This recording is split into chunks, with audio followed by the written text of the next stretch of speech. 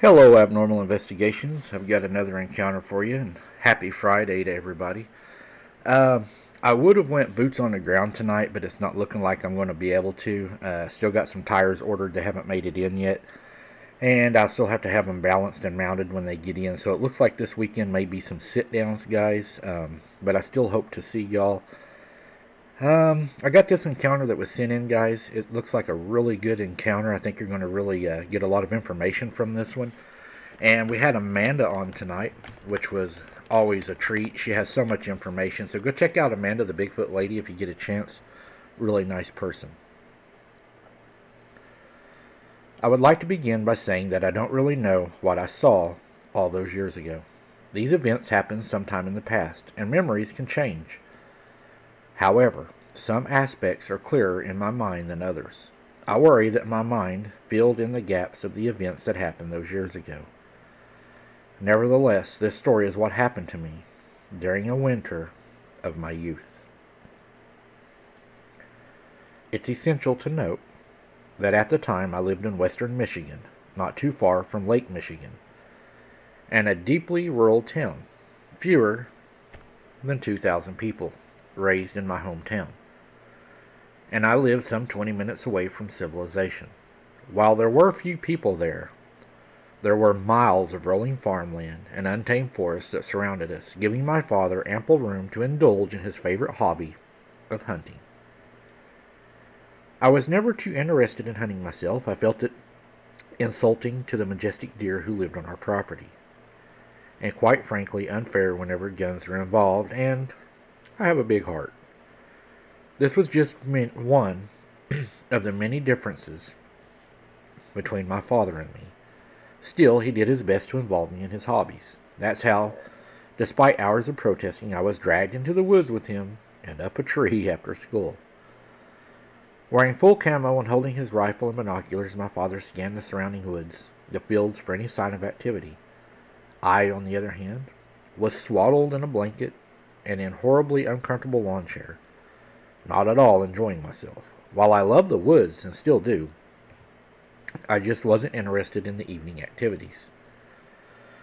I originally started scanning the path which we came from, wondering if I could see our home tucked past the trees. "Son, stop squirming. Everything in the woods can hear you," my father said gruffly.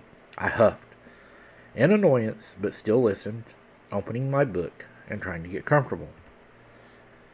It was later in the year, and the afternoon sun quickly turned to dusk. I had lost track of time and only started to pay attention to my surroundings when I was going to complain to my dad that it was becoming too dark to read. By looking up, I realized my dad had fallen asleep. I was first filled with annoyance that I had been brought outside in this cold, dark woods for my father's entertainment, only to have him fall asleep in his chair. Then a sudden mischievous curiosity overtook me. Binoculars and rifle, among other treasures, were in front of me. My father's tools, which I was told never to touch, were within arm's length and up for the taking. The gun was too imitating, but the binoculars were too tempting to pass up.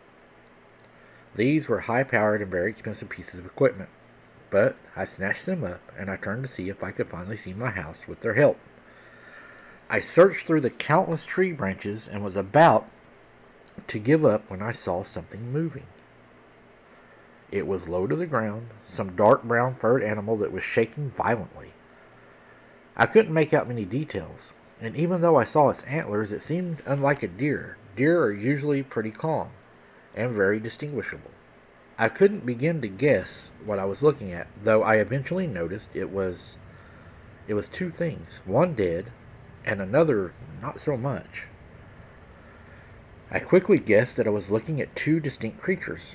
One, a long dead deer carcass, and some other animal that seemed to be dragging it through the woods.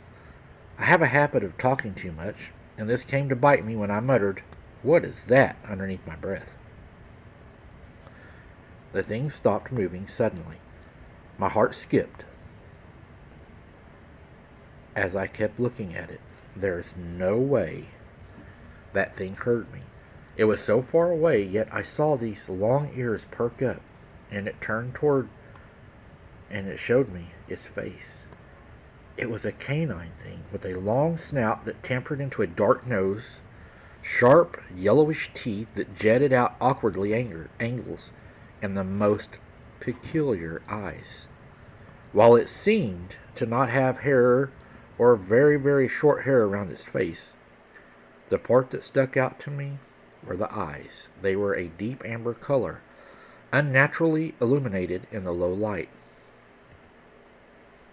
and they seemed to belong to an animal that did not belong to these woods, or what we've been taught belongs to these woods. Even though I had absolutely no idea what I was looking at, it deeply unsettled me. Some voice in my head, even as a child, screamed that this was not natural. Yet I was transfixed. I kept staring at it. Eventually the creature stood still and then turned up to look. I locked eyes with it, or rather binoculars with this thing. It cocked its head slightly and was mesmerized, and I was mesmerized also by its cold gaze at me, like it didn't know I was there and I wasn't supposed to be there. With an unnatural grace, the hunched figure began to unfold itself, and I watched with disbelief as this canine entity began to stand on 2 feet. It was very tall, though how tall I couldn't say, and it was thin.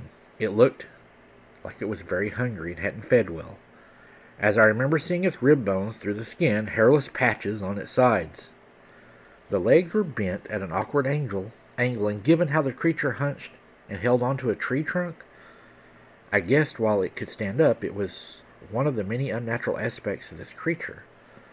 I remember it was strange, and I dare to say that it had hands. The paws were unnaturally shaped with spindly fingers that jutted out, ended with the long claws.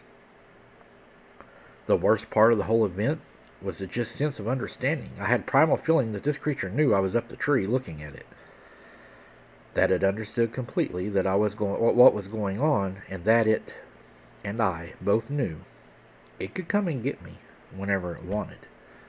This sense of overwhelming dread eventually led my shaking hands to drop my father's binoculars. The sharp noise shook the quiet woods, and that one sound seemed to set off a chain of reactions. I began to violently shake and started shouting for my dad to wake up. "Something's out there, Dad. We need to go home, please," I begged. To his credit, he quickly woke up and took control of the situation. I explained what I saw, and I pointed in the general direction it was in. He reached for his binoculars and sheepishly mentioned to the ground. "Sorry." He scoffed and looked down at the hill that happened to lead toward our home. The seconds dragged by slowly until he finally looked down at me. "Must have been a coyote. Whatever it was, it isn't there now. Dad, it wasn't a coyote. I saw it. You spooked yourself and nothing more," he said, cutting me off. He looked around the surrounding woods and rubbed some sleep out of his eyes. "Look, it's been long enough. Let's head back. Mom must be worried sick." And I said, "Dad, what if it's still out there?" I demanded, stepping away from the trapdoor and toward the exit, and I was afraid to leave.